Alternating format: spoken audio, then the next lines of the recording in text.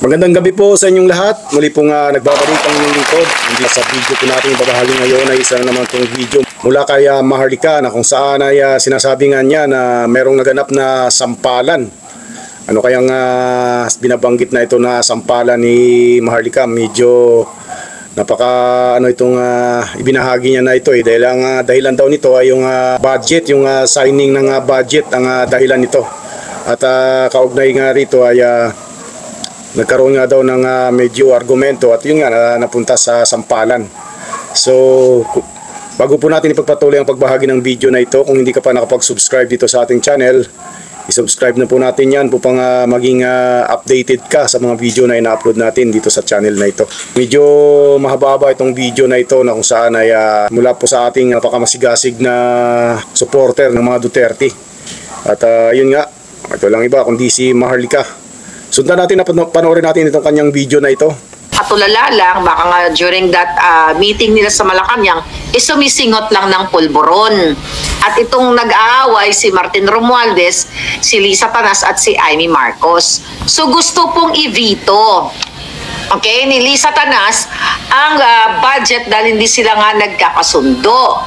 So ngayon, dahil sa nag-aaway sila sa budget na ito at ang gusto naman ni Amy Marcos ay tapusin na may mga suggestion siya na ito dapat ang gawin, you know, ito dapat sa line 1, line 2, line 3, line 4, line 5 ng budget ng bayan o ng Pilipinas, ay hindi sila nagkakasundo. Kaya ayon sa ating Juting Jahas, allegedly ay ginampal si Lisa Tanas. Kaya sabi ko, ano ang ginawa after? 'Di ba? Hindi rin ba siya nanampal? Actually, sabi ko nga, ganito kasi pagbangag ang administrasyon. The fact, mga kababayan, okay, kung nagsampalan sila, kung ito ang ating Juting Jahas na brusko ay na-witness, hiningan ko nga ng video. Sabi ko, baka naman pwede mag-send ng video. Alright? Walang video kasi syempre nga, kung ang mga PNP nga, di ba, at ang mga military ay pinagbawalan ni Lisa Tanas na gumamit ng video, how much more, yes, Alfred, thank you. Alfred Soriano. Cotton Fin, thank you. So how much more, di ba? How much more doon sa loob ng Malacanang ipinagbabawal? So for sure may CCTV yon at yung mga jampalan.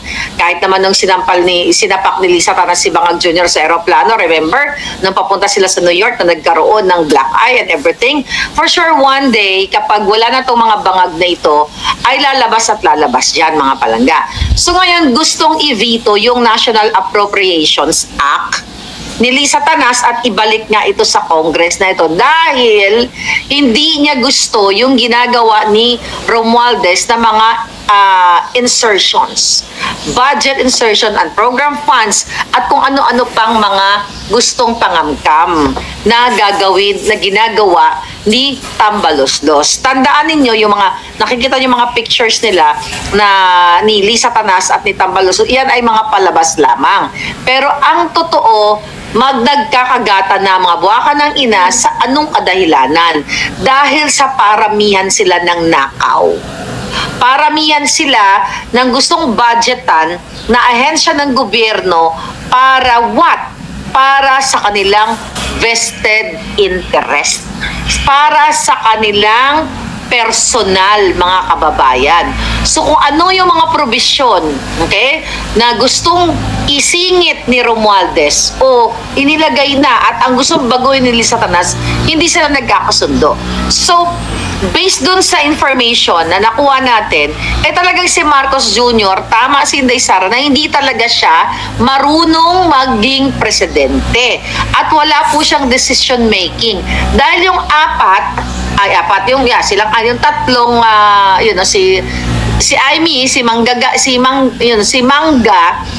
at si Tambaloslos, sila ay nag-aaway sa pera ninyo. Pera ng Pilipino.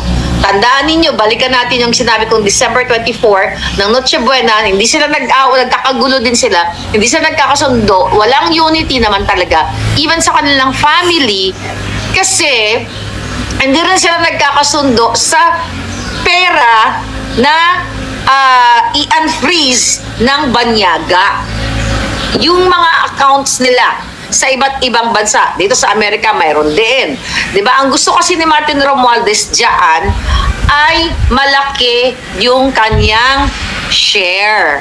Diyan sa mga i-unfreeze na assets na yan, o not assets, i-unfreeze na nakaw na yaman sa iba't ibang bahagi ng bansa. Tandaan nyo, huwag niyong kakalimutan na maraming mga ninakaw ang Marcos Romualdez, at isama mo na ngayon ang Araneta dahil sa makabagong simula noong 2022, talagang nagpapaanuan sila sa nakaw sa kaba ng bayan. So ngayon mga palangga, sino ang at stake dito? Kapag nagkaroon ng veto, di ba, matatapos na ang taon, di ba, ibabalik nila dito sa Kongreso. Wala naman ng Kongreso at Senado. Ang maaapektuhan dito kapag nagka-leche-leche, kayo pa rin. Ang Pilipino pa rin kasi maaantala o ma-delayed yung mga proyekto na supposedly para sa inyo. So pag vinito yon, okay, it's either may mga babaguhin silang yung mga provision o yung mga line item doon sa mga certain government institutions, di ba? So, gagastos na naman ang pera ng bayan. Doon pala sa pag-veto, gagastos na naman yun eh. Babalik na naman. Ilan naman ang lalamunin habang sila ay nagbabangayan na naman sa plenaryo. Talo, milyon-milyon ang sinusunog nila, mga kababayan. Or, ang pwede mangyari, magkakaroon ng may nakita ko na, reenacted budget. Kung ano yung budget in the past, in 2023, yun na lang yung susundin. Kung hindi sila magkakaroon ng pagkakasundo and mag-away-away sila. Pero you know what? Pabor yun kay Inday Sara. Pabor yun. Pag nagkaroon ng reenacted budget, hi Andres Bonifacio, thank you so much. So, pabor kay Inday Sara kasi magkano yung budget ni Inday is 2 point something, kanina nakita ko yun. Okay. Magkano yung budget ni Inday Sara in the past? Office of the Vice President, 2.3 billion. So, ibig sabihin, yung Office of the Vice President is mas marami siyang magagawa. Pero maraming negative, may mga negative effect sa pagsulong o pag-usad ng ekonomiya. Pero hindi nga tayo umuusad eh. Actually, mga palangga, whether magkaroon ng reenacted budget or, baguhin nila yan, di ba? Mag-insert ng kung ano-ano, tanggalan, lagyan ng budget ang PhilHealth o hindi nila bigyan ng budget, dagdagan ang education, dahil yan yung pinaka-highlight dyan, di ba? Wala pa rin kwenta. Bakit kamo? Kasi mga kababayan, they're there para talagang distrong ka rin, nakawin ang pera ninyo. Yan ang katotohanan yan. Kaya ngayon, ang mangyayari, madidelayed yung mga pag-i-implement ng mga projects like infrastructure. Let's say, for example, yan dyan sa DOH, sa health, sa education. Yun yung mga napaka-importante sa buhay ng mga Pilipino. Let's say sa mga infrastructure projects, 'di ba? Hindi yan kaagad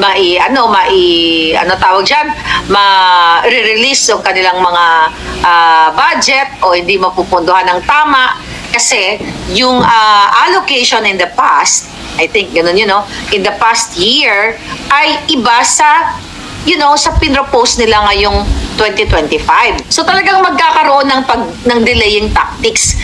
Anyway, mga kababayan, sabi ko nga, whether ipasa na yan o i-veto yan o magkaroon ng reenacted budget, ang suma total dyan mga kababayan, talo pa rin kayo. Kasi nanakawin lang naman nila yan eh. Ibibili lang naman nila ng Hermes, ibibili naman nila ng mga Rolex, ipapang-party lang naman ni Bangag yan. Magre-rent na naman ng mga international artists katulad ng Duran Duran, di ba? So, ngayon, yun ang magiging negative impact diyan sa kaguluhan na yan, sa sampalan blues nila, magurguran sila, di ba? At nang hindi na ipapatupad o hindi na ipapasa yung national budget na yan para sa what? Sa mga proyekto para sa Pilipino, proyektong pangkalusugan, 'di ba? Ano pa? Siyempre, kapag napasa na yung budget na yan, kung ano yung naka-allocate dyan, let's say for example, I don't ko naman nabasa yung buong ano na yan, NCA na yan. Let's say for example, dito sa education, may nakalagay doon na, ngayong taon na ito, 2025, yung mga newly graduates natin, mga teachers, mag-hire tayo ng, let's say, sabihin mo na lang, 500,000. That's too much, exaggerated masyado. Let's say, sabihin natin 100,000 teachers. Di ba? So ngayon, dahil reenacted budget yan, kunyari, yun ang magiging result, hindi ma-hire itong 100,000 teachers na ito, or 50,000 teachers, kasi nga, wala yun sa allocation. Anyway, mga kababayan, so kaya nga sabi ko sa inyo, aray ko, dali, parang may kumagat sa akin na insect na ahas. So ngayon, ito ngayon yung impact dahil sa pangsarili nilang interest. Yung budget na yan, sabi ko kahit anong gawin niya, nanakawin at nanakawin nila ang majority budget na yan, mga kababayan. Kaya nga kailangan talaga ninyong kumilos. Diba? Kailangan ninyong manindigan dahil ang nangyayari, kayo ang apektado. Lahat kayo, edukasyon ng inyong mga kabataan, ano pa? Health ng inyong mga kabataan, ng inyong mga anak, dahil nga sila ay nag-aaway-away at patuloy nilang, yung isa, ito, insert ako dyan, 2 billion sa ganito, 3 billion sa ganyan. Di ba? So, paano mo ngayon, paano ngayon magkakaroon ng bagong Pilipinas? Di ba? Yung mga sinasabi ni mga bangag na build better, di ba? Build better more. Paano ngayon magsulong? Magkaroon ng progresibong bukas dahil yan yung mga sinasabi ni Bangag Kung ang pera ng Pilipino, pera ninyo ay pinag-aawayan nila at hindi naman talaga nila dinadala o binabudget para sa pagkaroon ng Build Better program at progresibong bukas. Kasi their intention, mga kababayan, ay nakawin nila. Dahil puro lahat sila ay magnanakaw. Kaya kahit magsampalan sila dyan, magbugbugan sila, buting na lang sana sabi ko, magurguran na lang sila Diba? Magurguran na lang sila ng bonggang-bongga at nang matapos na ito. Pero anong impact nito sa atin, sa Pilipinas? Siyempre, nakakatawa tayo sa tingin ng mga matatalino at marurunong na Pilipino at sa tingin ng international. Ibig sabihin, wala sa tamang katinuan ang ating mga kongresista at mga senador at ang presidenteng Bangag dahil itong putangin ng budget na ito, hindi nila mapagdesisyonan sa tamang, sa tamang panahon o sa urgency na pangangailangan ng taong bayan na dapat bago pagpasok nitong 2025 ay nakakamada na lahat itong mga budget na ito, itong national budget na ito para tuloy-tuloy ang build more at ang progresibong bukas. Pero again, that's only lip service. Taputaan lang yan, yung build na yan. Diba? Kahit sabi ko nga, ipasama niyan o hindi, magkaroon man na reenacted budget, nanakawin at nanakawin pa rin nila. Pero ang impact nito, mga kababayan, sa atin at sa international, talagang makikita mo na ang namumuno ay mga bangag. Ang mga kongresista at mga senador ay mga bangag din. Paano magta-trust yung mga investors din sa atin na mismo yung ating Pangulong bangag ay wala sa tamang huwisyo? Kita mo, based on that report from the bruskong-brusko na nagsapakan, sinampal ni, I don't think na si Lisa Tanas ay magpapatalo yan kay Amy. Makikipagsampalan yan. Sana nga duguan na yung mga buwakan ng inay, no? Diba? So ngayon, ano ang tingin sa atin ng ibang lahi? Ibig sabihin, mga bangag at kurap ang Pilipinas. Well, alam naman tayo sa buong mundo na talagang kawatan tayo. Ngayon, makikita mo na unstable ang gobyerno. We all know na ang gobyerno natin talaga, tayo mga Pilipino, na unstable talaga. Dahil meron tayong presidenteng Adictus Benedictus. Pero ganyan, syempre may mga, anong tawag dyan? may mga, anong tawag dun sa mga foreign watchers ba doon? Yung tinitignan yung ating, binamanmanan or binabantayan yung pagpapatakbo ng isang presidente sa ating ekonomiya at ng mga namumuno sa atin. So nakakatawa tayo. Mga kapalangga, ibig sabihin talagang makukonvince natin si Lolo Trump ko, o di ba, na ang ating presidente ay addictus. Okay? Na ang kanyang pinsan na Speaker of the House Tambaluslos at kanyang asawa at ang kanyang kapatid na manggagancho, lahat naman sila manggagancho kawatan, na si Amy Marcos, alam mo sa totoo lang, ano siya alam mo, buryong na yan Alam mo gagawin ni Amy kapag natalo yan sa senador, sa pagka-senador? Diba I told you? Babalik yan sa Ilocos. Tandaan nyo tong araw na to Ito ang sasabihin ko sa inyo. Baka makalimutan ninyo. Pag natalo yan, which is nakikita kong matatalo ka, Amy, dahil ikaw ang punot dulo ng pambubudol na isinalang-alang mo, binudol mo si Sara, binudol mo kami na pinatakbo mo ang kapatid mong Addictus Benedictus. Ang gagawin mo, alam ko. Bakit?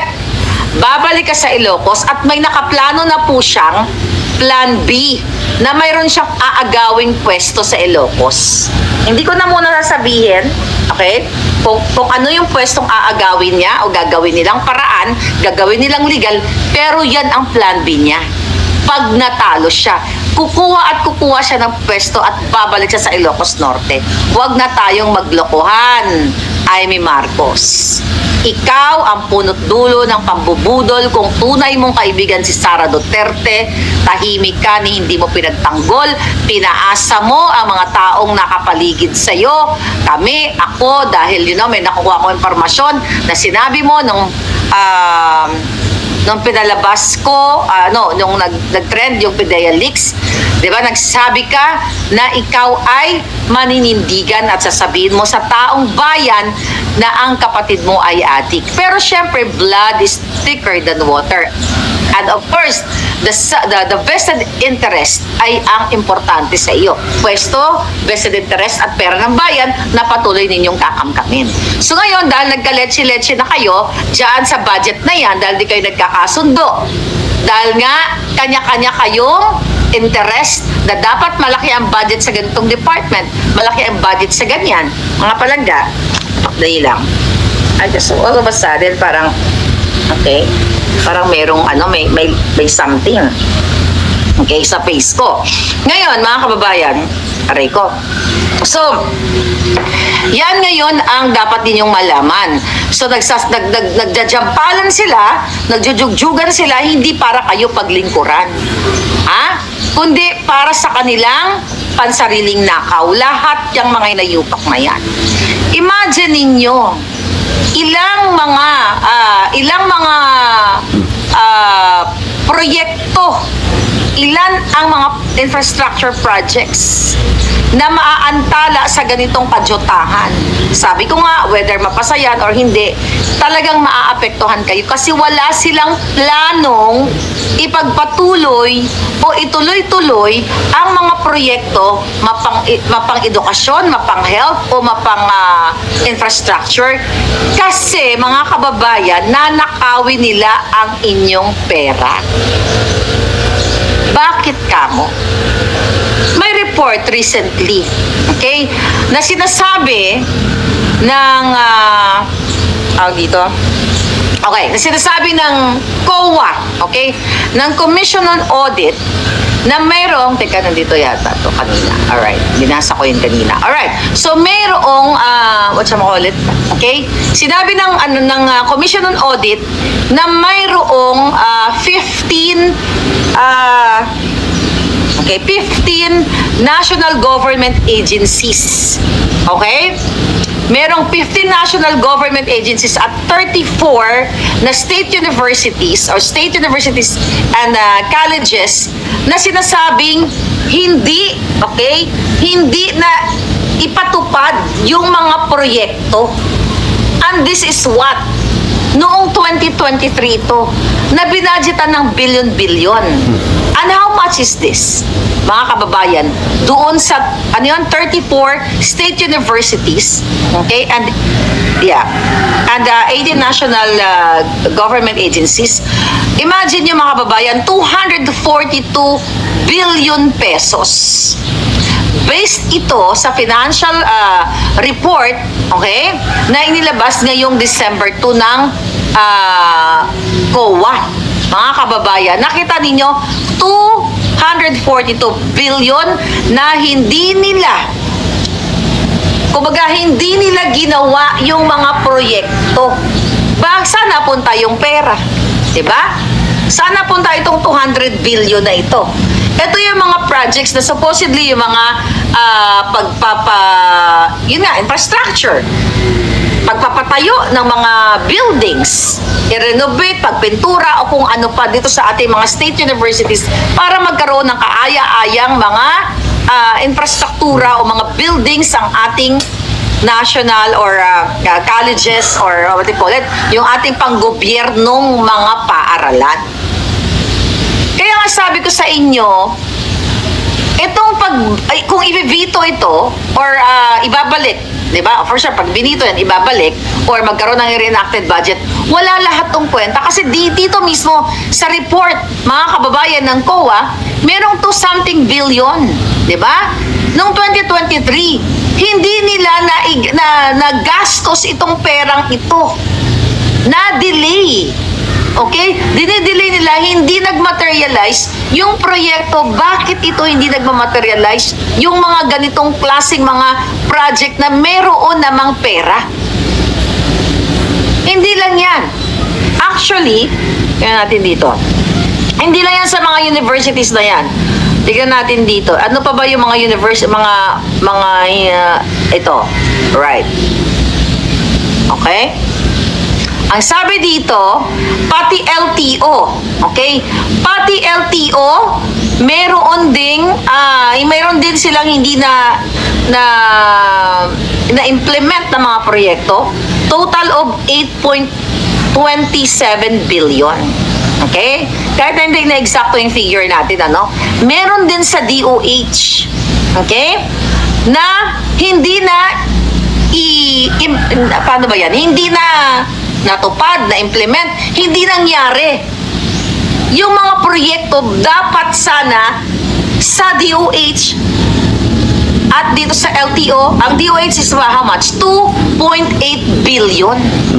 Diba? Para i-improve yung mga facilities, kung ano-ano mga programa nito, na makakapag-create sana ng jobs, kung makakatulong sa ating mga may sakit, sa ating mga kababayan. Not only that, imagine mo mga palangga, mga kababayan, hinlingid sa ating kaalaman. Ang dami-dami ng pera ng Pilipinas.